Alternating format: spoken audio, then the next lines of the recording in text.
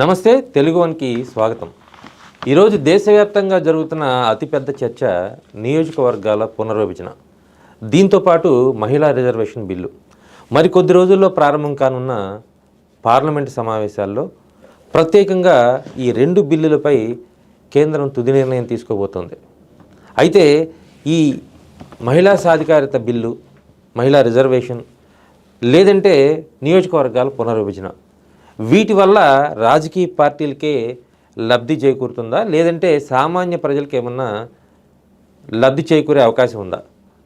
తెలుసుకునే ప్రయత్నం చేద్దాం. ఈరోజు సీనియర్ సామాజిక రాజకీయ విశ్లేషకులు లింగమనేని ఉన్నారు మనతో. సార్ నమస్తే. ముఖ్యంగా శివరాం ప్రసాద్ గారు, ఇప్పుడు దేశవ్యాప్తంగా జరుగుతున్నటువంటి చర్చ ఏంటంటే, ఏ నలుగురు మాట్లాడుకున్నా నియోజకవర్గాల పునర్విభజన జరగబోతుంది, ఫలానా నాయకుడికి అవకాశం రాబోతుంది, ఫలానా వాళ్ళకి ఇది మంచి జరగబోతుంది అనే మాటలు వస్తున్నాయి. అసలు దీనివల్ల ఏంటి ప్రయోజనం? నియోజకవర్గాల పునర్విభజన కానీ, మహిళా రిజర్వేషన్ కానీ. అంటే పునర్విభజన ఇదని కాదు, యాక్చువల్గా మనకి తీసుకుంటే భారతదేశంలో ఈ నియోజకవర్గాల పునర్విభజన అనేది, డిలిమిటేషన్ అనేది 1973లో జరిగింది. అప్పట్లో 522 ఉన్న లోక్సభ సీట్లని 542 చేసి, ఆ తర్వాత ఇంకొక సీట్ పెంచి 543 చేశారు. అదే లాస్ట్ డిలిమిటేషన్. అంటే ఇప్పటికి 53 ఏళ్ళు అయింది, అర్ధ శతాబ్దం దాటిపోయింది. దీంట్లో జనాభా ఎంత పెరిగింది, ఏమవుతుందంటే కొన్ని కాన్స్టిట్యున్సీల్లో వచ్చేటప్పటికి, ఇప్పుడు సపోజ్ మనకి ఖైరతాబాదు తెలంగాణలో, దానికి వచ్చేటప్పటికి 4 లక్షల పైన ఓటర్స్ ఉన్నారు ఒక అసెంబ్లీ స్థానానికి. అట్లా కొన్ని చోట్ల అనీవెన్గా చాలా చోట్ల ఉన్నాయి. కొన్ని చోట్ల జనాభా పెరగటం, కొన్ని చోట్ల అట్లా అనీవెన్గా ఉన్నాయి. అయితే ఏంటంటే ఇవాళ తీసుకుంటే జనాభా తీసుకుంటే 140 కోట్లు చేరుకుంది. ఉన్న సీట్లు ఖచ్చితంగా పెంచాల్సిందే, జనాభా ప్రాతిపదికన పెంచాల్సిందే ఎక్కడైనా సరే. అయితే ఇక్కడ ఏంటంటే, సరే మహిళా రిజర్వేషన్కి సంబంధించి ఎవరికి అబ్జెక్షన్స్ లేవు. మహిళా రిజర్వేషన్ 33% ఇవ్వాలంటున్నారు. యాక్చువల్గా 2023లోనే ఆ బిల్ పాస్ అయింది, కానీ 2024 ఎన్నికల్లో దాన్ని అమలు చేయాల, దాన్ని అట్లా అట్టిపెట్టేశారు. ఇవాళ ఇప్పుడు ఏంటంటే, రేపు 16వ తారీఖు నుంచి ఈ రెండు బిల్స్, డీలిమిటేషను తర్వాత మహిళా రిజర్వేషన్ రెండు చేయాలనే ఉద్దేశంతో బయట తీసుకొస్తుంది. అంటే ఇప్పుడు డీలిమిటేషన్కి వచ్చేటప్పటికి అబ్జెక్షన్స్ వస్తున్నాయి.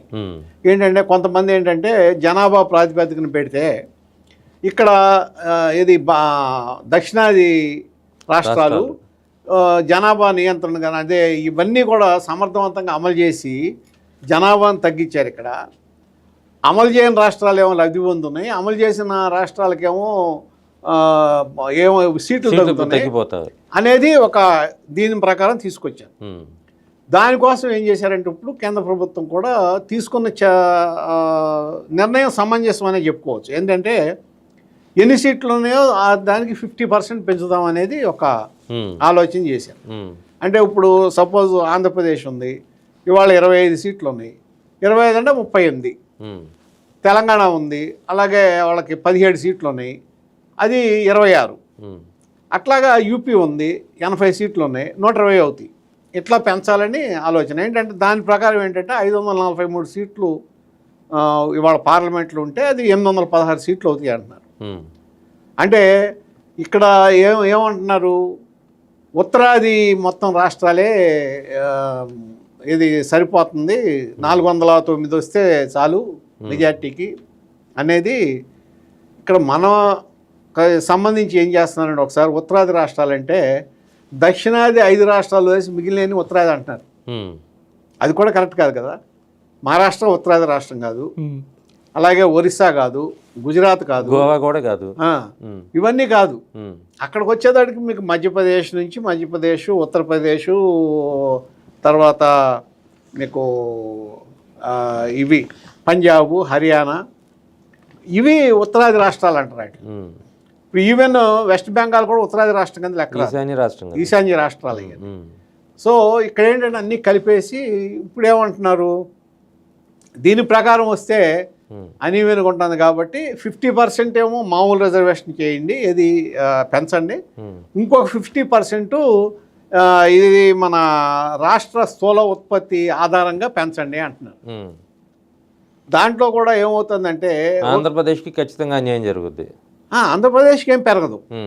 ఇప్పుడు అక్కడ వచ్చేటప్పటికి ఏమవుతుందంటే మీకు గుజరాత్ ఒకవేళ ఆ విధంగా చేసినా సరే అక్కడికి వచ్చేటప్పటికేమో మళ్ళీ గుజరాత్ మహారాష్ట్రనేమో వీటిలో తీసుకుంటున్నారు.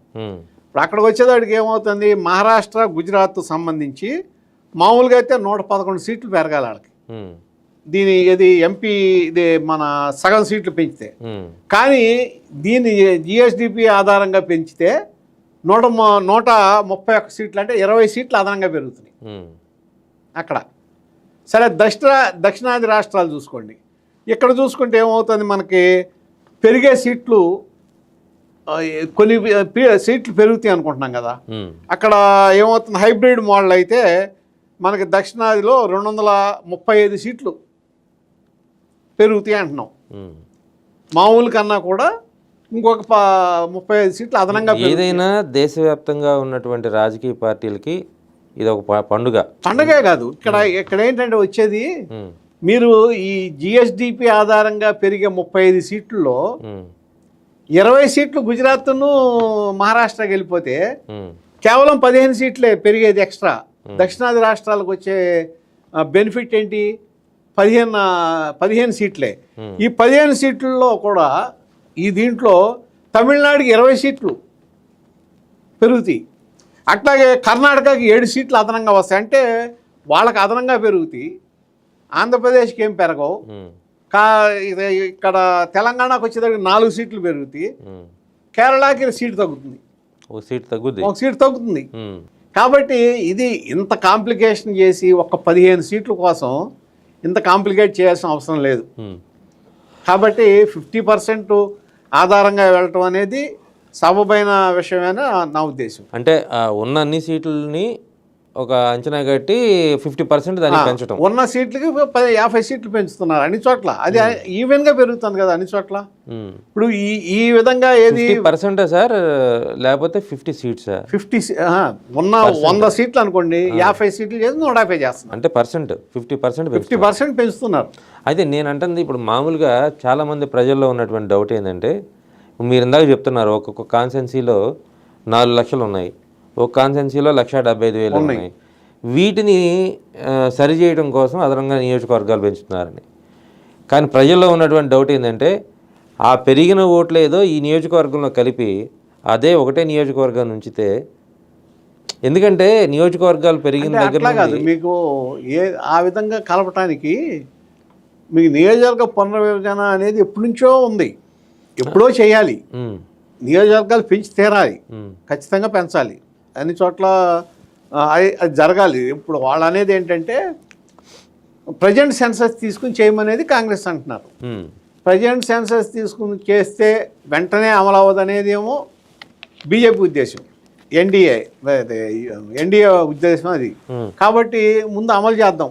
50% అనేటప్పటికీ ఎవరికి అన్యాయం జరగదు.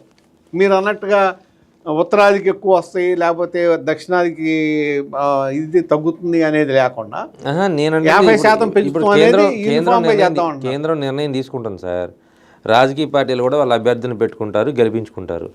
ప్రజలకి ఏం మేలు జరుగుద్ది దీంట్లో అని అడుగుతున్నారు. ప్రజలకి మేలు అనేది యాక్చువల్గా ఎలక్షన్ మూలన జరగటం అంటే వాళ్ళ రిప్రజెంటేటివ్ ఎన్నిక చేసుకోవడం తప్ప వేరే ఏముండదు. కాకపోతే ఏంటంటే ఇంతింత ఒక్కొక్క అసెంబ్లీ కాన్స్టిట్యున్సీకి అనీవెన్గా ఇప్పుడు 1,50,000 జనాభా మించి ఉండకూడదు అసలు. యాక్చువల్గా అయితే 1,50,000 ఓటర్స్ మించి ఉండటానికి లేదు.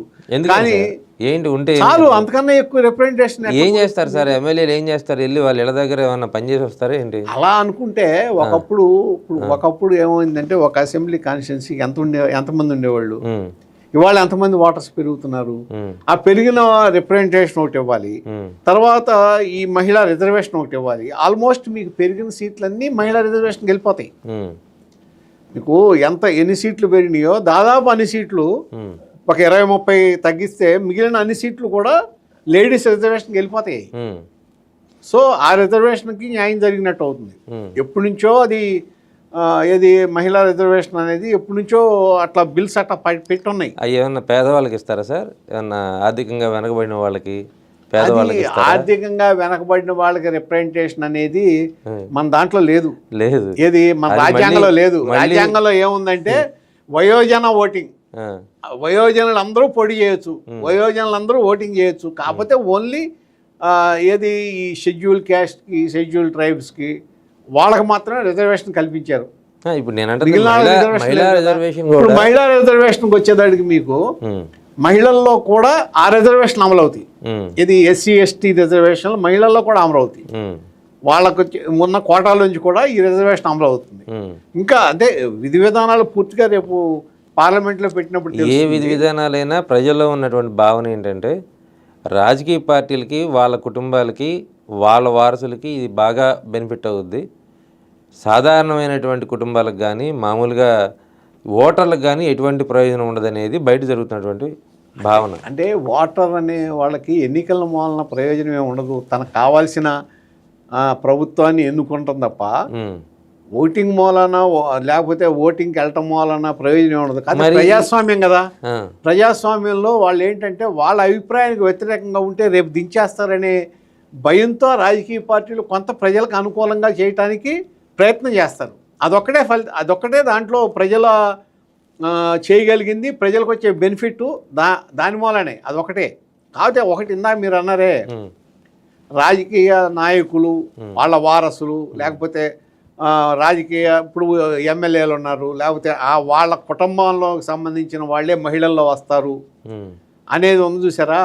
ఆ కాన్సెప్ట్ ఇనీషియల్గా కరెక్ట్ అవుతుందేమో కానీ వన్స్ మహిళలు వాళ్ళ కెపాసిటీని ప్రూవ్ చేసుకున్న తర్వాత ఏం అర్థం కాదు. ఎందుకంటే మీకు ఒక్కటే ఉదాహరణ చెబుతా. ఒకప్పుడు ఇందిరాగాంధీ భారతదేశ ప్రధానమంత్రి, సిరిమావో బండారు నాయకే శ్రీలంక ప్రైమ్ మినిస్టర్, గోల్డా మీర్ Israel prime minister, Margaret Thatcher England prime minister, వీళ్ళందరూ అత్యంత శక్తివంతమైన మహిళా నేతలు. ఆ రోజున ఒకేసారి ఉన్నారు వీళ్ళందరూ ప్రపంచంలో. అంటే తర్వాత కూడా ఇప్పుడు జర్మనీ మొన్నటిదాకా ఉన్న ఛాన్సలర్ ఆవిడ మహిళే. అట్లా నేను అనేది ఏంటంటే ఒక్కసారి ప్రూవ్ చేసుకున్న తర్వాత వాళ్ళని ఆపటం ఎవరి తరం కాదు. ఎందుకంటే సమాజంలో 50% ఉన్నారు, ఇప్పుడు 33% రిజర్వేషన్ ఉంది. నిన్నటిదాకా ఏంటి రిజర్వేషన్ లేకపోవటం మూలన వాళ్ళకి సరైన ప్రాతినిధ్యం దక్కట్లా. ఇప్పుడు కంపల్సరీగా వాళ్ళకి రాజ్యాంగ ప్రకారం మహిళలకి హక్కుగా వాళ్ళ యొక్క 33% వస్తుంది.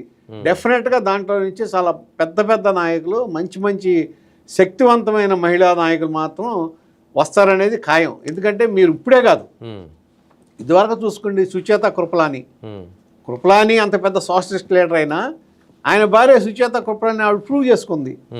అట్లాగే ఒరిస్సా ముఖ్యమంత్రి చేసిన ఒక మహిళే.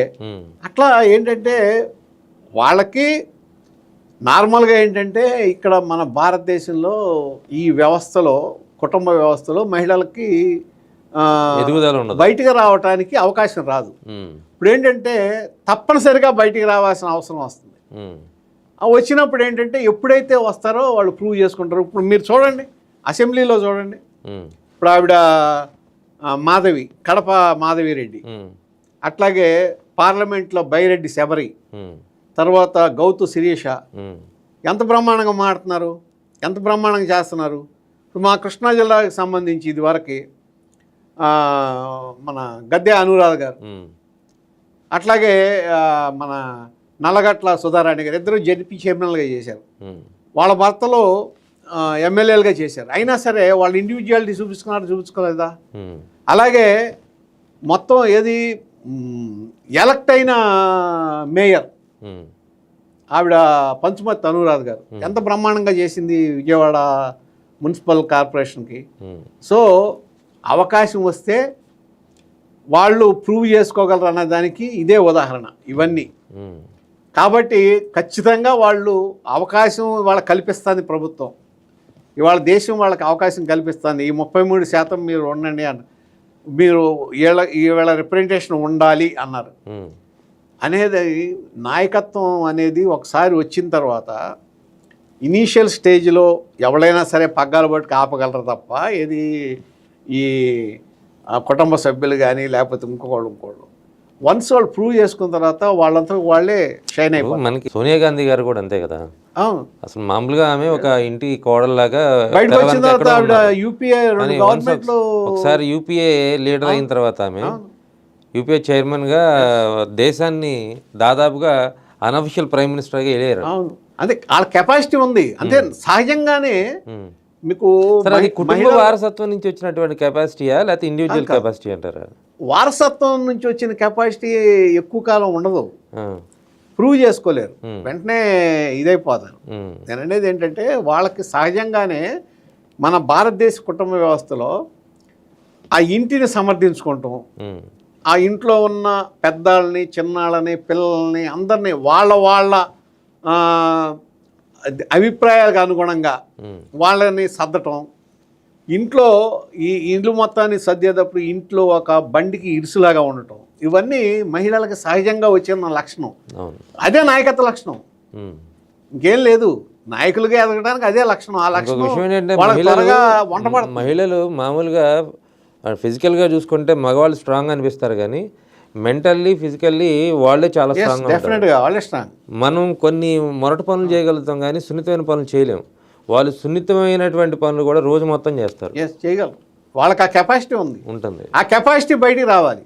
ఇప్పుడు ఆ కెపాసిటీ బయటకు వస్తే ఖచ్చితంగా అది అంటే వాళ్ళకి సంబంధించి ఏంటంటే ఎప్పుడైతే ఆ వాళ్ళల్లో ఉన్న ఇది లోపల ఉన్న నాయకత్వ లక్షణాలు బయటకు వస్తే దేశానికి మంచిది. అది అయితే నేనంటుంది ఖచ్చితంగా మహిళా రిజర్వేషన్ బిల్ రావాలి, వాళ్ళకి మంచి జరగాలి. కానీ నియోజకవర్గాల పునర్విభజన వల్ల ఆర్థిక భారం రాష్ట్రాల మీద పడుతుంది.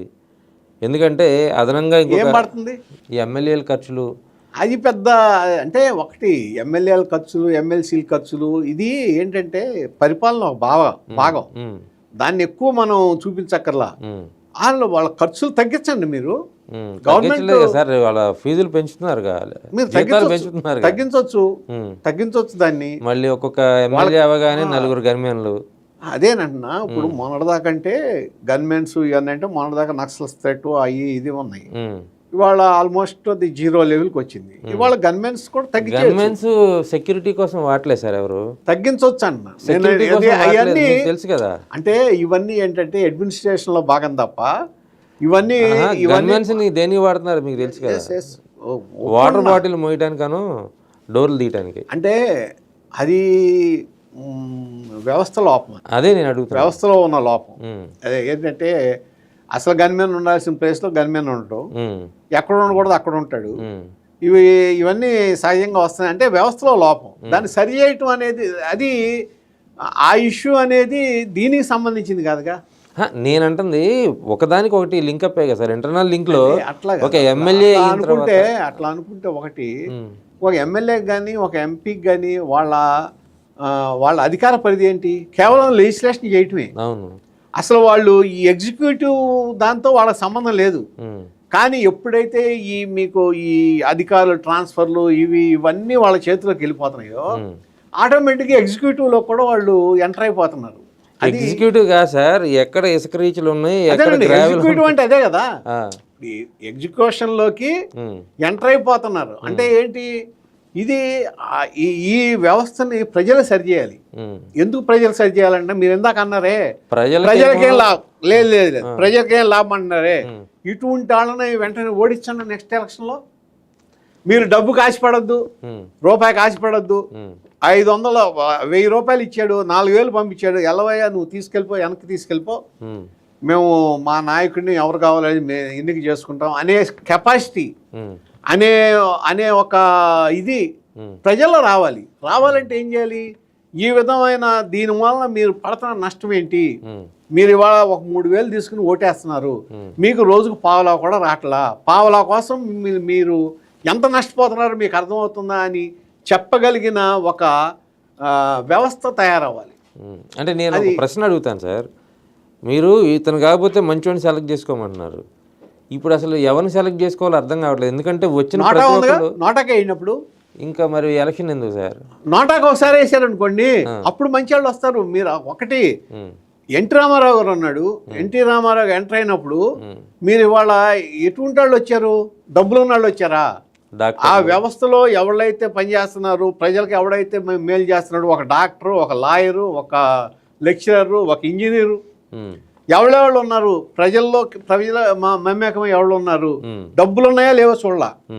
కానీ వాళ్ళు డబ్బు చూస్తున్నారు. ఆ వ్యవస్థ మారాలి. ఆ వ్యవస్థ మారాలంటే ప్రజల చేతిలోనే ఉంది. మీరు ఆపండి. తమిళనాడులో లాగానో లేకపోతే ఇంకో రాష్ట్రం లాగానో అవినీతి జరుగుతుంటే వ్యతిరేకించండి. అవినీతికి వ్యతిరేకంగా ఉద్యమం చేయండి. అవినీతి వ్యతిరేకంగా గళమెత్తండి. అప్పుడు వస్తుంది. అంతేగాని ఇంట్లో కూర్చుని ఊరికే వ్యవస్థ చెడిపోతుంది, వ్యవస్థ కుళ్ళిపోతుందని ఇంట్లో కూర్చుని మాట్లాడితే ప్రయోజనం లేదు. మీ బొట్టాళ్ళు కూడా మీరు కూడా గళమెత్తాలి. మీరు కూడా ఎక్కడ జరుగుతుంది, ఎక్కడ జరుగుతుంది, ఏ వ్యవస్థ ఎక్కడ నాశనం అయిపోతుంది, వ్యవస్థలో ఎక్కడ కుళ్ళిపోతుంది చూపించండి. దాన్ని ఆటోమేటిక్గా ఏమవుతుంది, వాళ్ళు జడుస్తారు. ఆ జడిసినప్పుడు ఏంటంటే వ్యవస్థ బాగుపడుతుంది.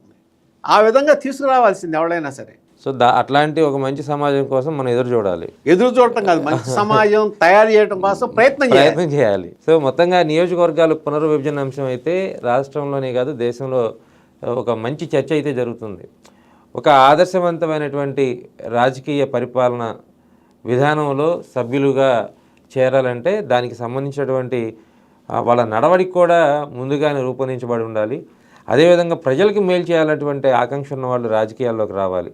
ఇలాంటి రాజకీయ నాయకులు వచ్చినప్పుడే దేశంలో ఎన్ని విభజనలు జరిగినా, ఎన్ని పునర్విభజనలు జరిగినా ప్రజలకి మేలు చేకూరుతుంది. ఎందుకంటే ప్రజలకి ఓటు వేసే హక్కు మాత్రమే ఉంది, అలాగే వాళ్ళని దింపేసే హక్కు కూడా ఉంటుంది. ఇలాంటి పరిస్థితులన్నింటినీ కూడా నాయకులు కొంచెం మైండ్కి దగ్గరగా పెట్టుకోవాలి. మనకి అవకాశం వచ్చింది, పునర్విభజన జరిగింది, స్థానాలు పెరిగినాయి కాబట్టి మనకి ఎదురు లేదు అనుకునే పరిస్థితి నుండి ప్రజలకి సేవ చేయాలనేటువంటి అంశంతో ముందుకు రావాలి రాజకీయాల్లో. అలాంటి వాళ్ళకి ఈ పునర్విభజన ఒక వేదిక కావాలనేది ఆకాంక్షిస్తున్నారు. అదేవిధంగా మహిళా రిజర్వేషన్ ద్వారా ఒక శక్తివంతమైనటువంటి పాలన, మహిళా భద్రత, అదేవిధంగా మహిళలు కూడా ఒక శక్తివంతమైనటువంటి ప్రజా పరిపాలన చేయగలరనేటువంటి ఆత్మవిశ్వాసం నింపే విధంగా కొత్త తరం నాయకులు రావాలనేటువంటి ఆకాంక్ష కూడా దేశవ్యాప్తంగా కొనసాగుతుంది.